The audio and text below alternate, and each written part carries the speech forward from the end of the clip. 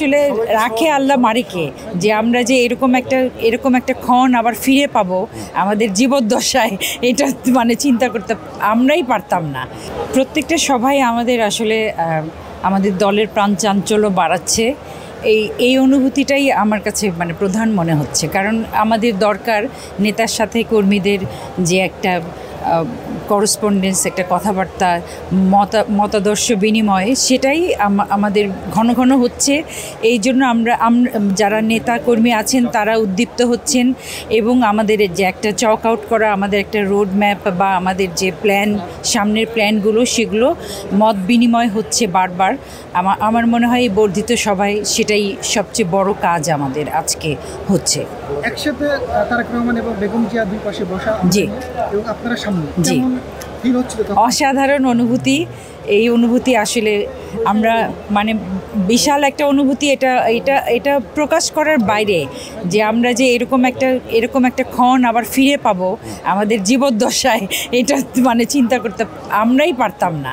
তো সেখানে আল্লাহ আসলে রাখে আল্লাহ মারিকে, তো আল্লাহ যে এইভাবে লিখে রেখেছেন আমাদের কপালে, এটা আমি নিজেকে খুবই সৌভাগ্যবান মনে করছি।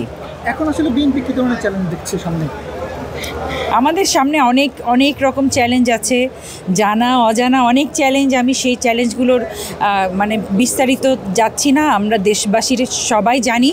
তবে আমরা যেটা সামনে একটা সুপরিকল্পিত, সুন্দর, সুগঠিত একটা দলীয় কার্যক্রম আমরা করব, সেই প্রতিজ্ঞাবদ্ধ আমরা।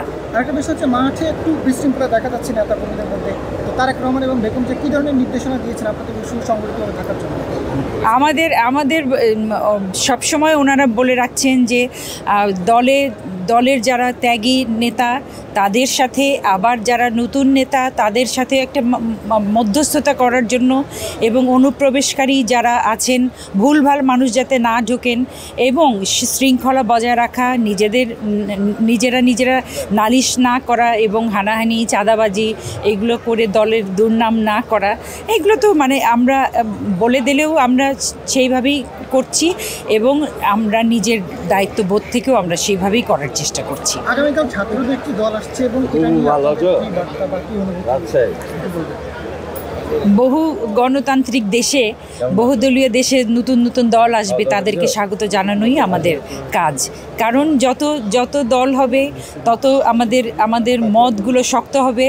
আমরা সবার মানে স্বাধীনতা, যেটা সত্যিকার অর্থে স্বাধীনতা, সেই স্বাধীনতাটা ভোগ করার একটা নতুনভাবে সুযোগ পাবো। আমি নতুন দল যারা আসছেন তাদের সবাইকে স্বাগত জানাই।